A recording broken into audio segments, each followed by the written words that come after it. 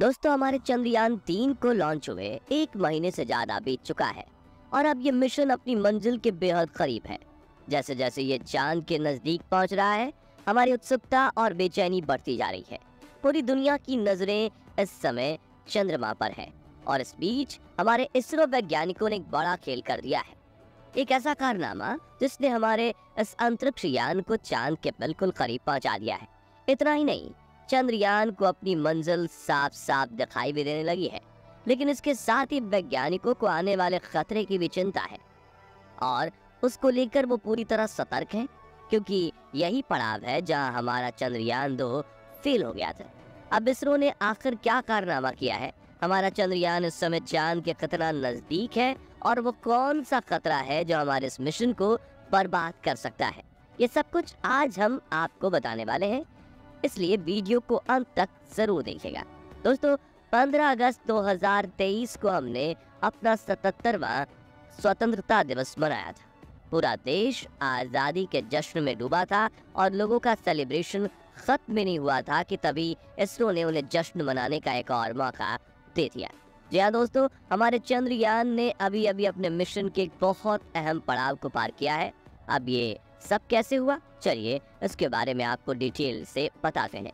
असल में 16 अगस्त की सुबह चंद्रयान अपनी चौथी कक्षा में चांद की सतह से करीब 1000 किलोमीटर की ऊंचाई पर उसके चक्कर काट रहा था।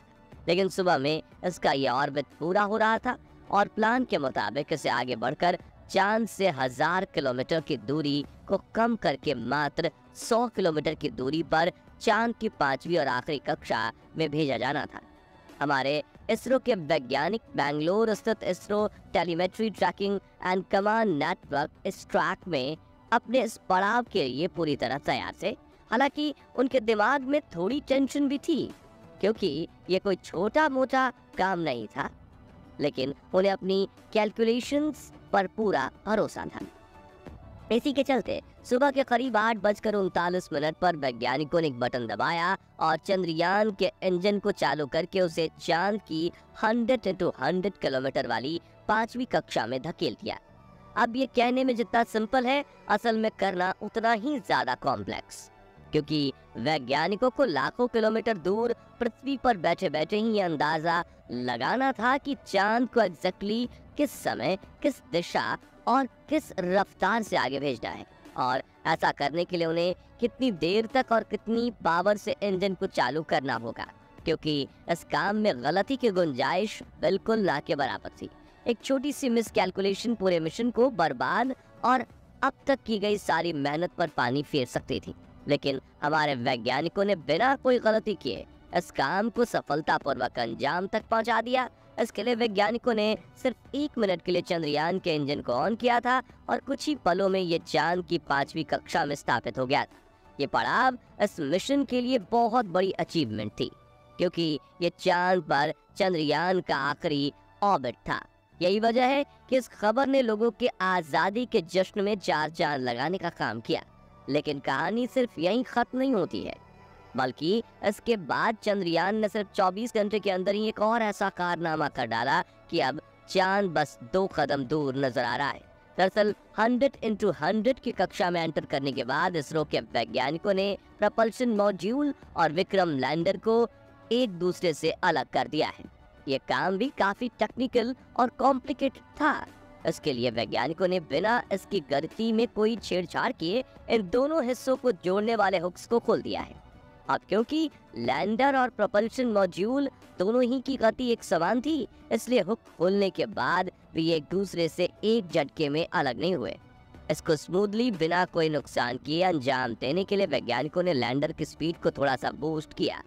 अब क्योंकि हुक्स खोले हुए थे, इसलिए स्पीड बढ़ते ही लैंडर प्रोपल्शन मॉड्यूल को पीछे छोड़कर खुद आगे बढ़ गया और अब आगे का सफर लैंडर को खुद ही तय करना है। इसके लिए इसरो का प्लान ये है कि 18 और 19 अगस्त को लैंडर की डीऑर्बिटिंग स्टार्ट कर दी जाएगी, यानी इसके ऑर्बिट को छोटा करने के साथ चांद की सतह से इसकी दूरी भी कम की जाएगी। इस तरह आने वाले 1-2 दिन में विक्रम लैंडर 100 × 30 किलोमीटर की कक्षा में पहुंच जाएगा और इसी तरह धीरे धीरे आगे बढ़ते हुए पहले ये अपनी लैंडिंग साइट को डिटेक्ट करेगा और उसके बाद अपने रेट्रो बूस्टर्स की मदद से 23 अगस्त के दिन शाम को करीब 5:47 पर हमारा चंद्रयान चांद की सतह पर उतर जाएगा। लेकिन ये मिशन का सबसे मुश्किल और पेचीदा फेज होने वाला है, क्योंकि आपको याद दिला दें कि आज से 4 साल पहले हमारा चंद्रयान 2 इसी पड़ाव पर आकर क्रैश हो गया था और इसरो के पूर्व चीफ के सिवन का प्रधानमंत्री के कंधे पर सर रखकर रोने वाला मंजर आज भी हमारे जहन में ताजा है। तो अब सवाल ये उठता है कि चंद्रयान 3 का हाल चंद्रयान 2 जैसा ना हो, इसके लिए वैज्ञानिकों ने क्या तैयारियां और क्या बदलाव किए हैं। लेकिन इसका जवाब जानने से पहले चलिए हम आपको बताते हैं कि चंद्रयान 2 आखिर क्रैश क्यों हुआ था। दोस्तों, चंद्रयान 2 भी चंद्रयान 3 की तरह अपने प्रपल्शन मॉड्यूल से अलग होकर डीऑर्बिटिंग स्टार्ट करने तक पूरी तरह से सफल रहा था और किसी को भी इसके क्रैश होने की रत्ती भर उम्मीद नहीं थी।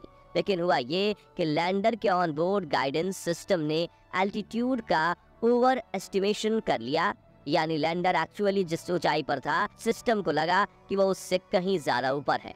अब इससे हुआ ये कि कंप्यूटर सिस्टम के नीचे जाने की जो गति जितनी जरूरी थी उतना कम नहीं किया गया, क्योंकि उसे लगा लैंडर अभी काफी ऊंचाई पर है।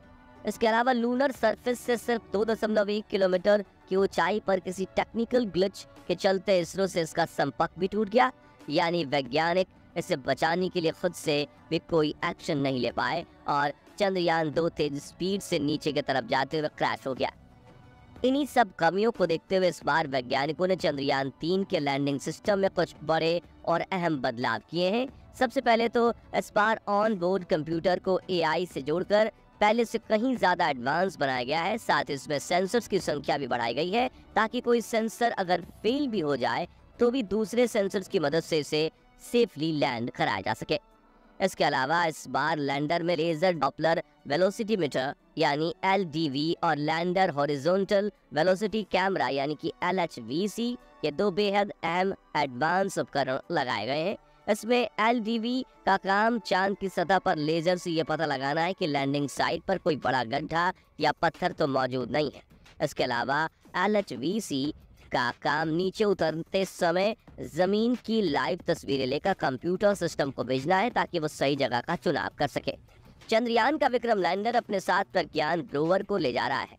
ये एक 6 टायर और 27 किलो वजन वाला बेहद एडवांस रोवर है और इसकी मदद से ही चंद्रयान 3 अपनी रिसर्च और शोध के काम को अंजाम देगा।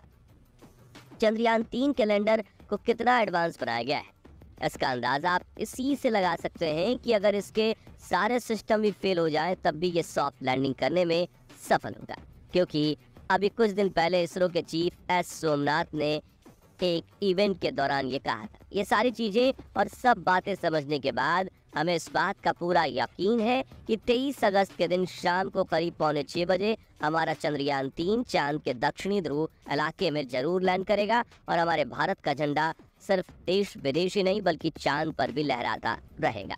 वैसे आपको क्या लगता है, हमारा चंद्रयान 3 इस बार कामयाब होगा या नहीं? अपना जवाब कमेंट के माध्यम से जरूर शेयर कीजिएगा। बाकी हमारी आज की इस वीडियो में बस इतना ही।